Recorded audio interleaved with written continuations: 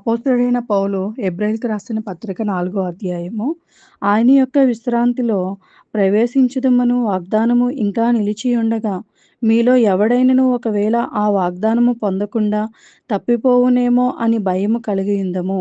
వారికి ప్రకటింపబడినట్లు మనకును సువార్త ప్రకటింపబడెను గాని, వారు వినిన వారితో విశ్వాసం గలవారై కలిసి ఉండలేదు గనుక, విన్న వాక్యము వారికి నిష్ప్రయోజనమైనదాయెను. కాగా జగత్పునాది వేయబడినప్పుడే ఆయన కార్యములన్నీయు సంపూర్తి అయి ఉండెను.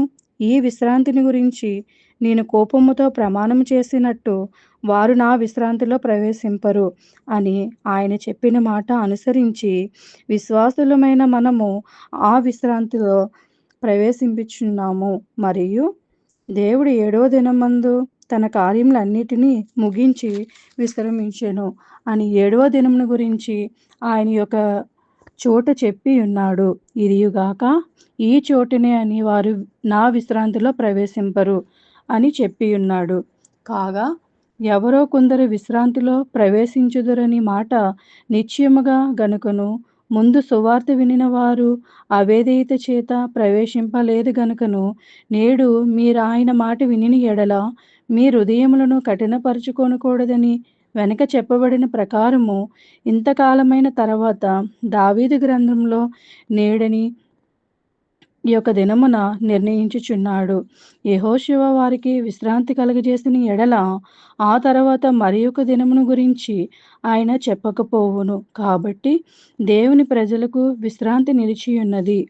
ఎందుకనగా దేవుడు తన కార్యములను ముగించి విశ్రమించిన ప్రకారము ఆయన యొక్క విశ్రాంతిలో ప్రవేశించిన వాడు కూడా తన కార్యములను ముగించి విశ్రమించెను.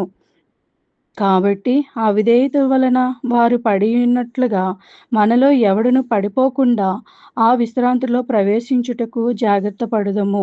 ఎందుకనగా దేవుని వాక్యము సజీవమై బలము గలదై రెండంచులు గల ఎటువంటి ఖడ్గము కంటెను వాడిగా ఉండి ప్రాణాత్మలను కీళ్లను మూలుగను విభజించినంత మట్టుకు దురుచు హృదయము యొక్క తలంపులను ఆలోచనలను శోధించుచున్నది. మరియు ఆయన దృష్టికి కనబడని సృష్టి ఏదీయూ లేదు. మనమేవనికిని లెక్క అప్పచెప్పవలసి ఉన్నదో ఆ దేవుని కన్నులను సమస్తమును మరుగు లేక తేటగా ఉన్నది. ఆకాశ మండలముల గుండా వెళ్ళిన దేవుని కుమారుడైన యేసు అను గొప్ప ప్రధాన యాజకుడు మనకు ఉన్నాడు గనుక మనము ఒప్పుకొనిన దానిని గట్టిగా చేపట్టుదము.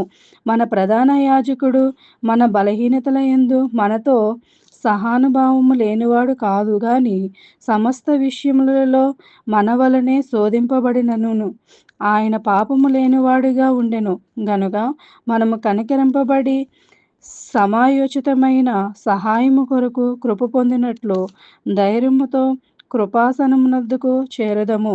దేవుడి పరిశుద్ధ వాక్యమును దీవించును గాక. ఆమేన్. ఈ రోజు వాక్యం విన్నారు కదా, మరికొంతమందికి వినిపించండి.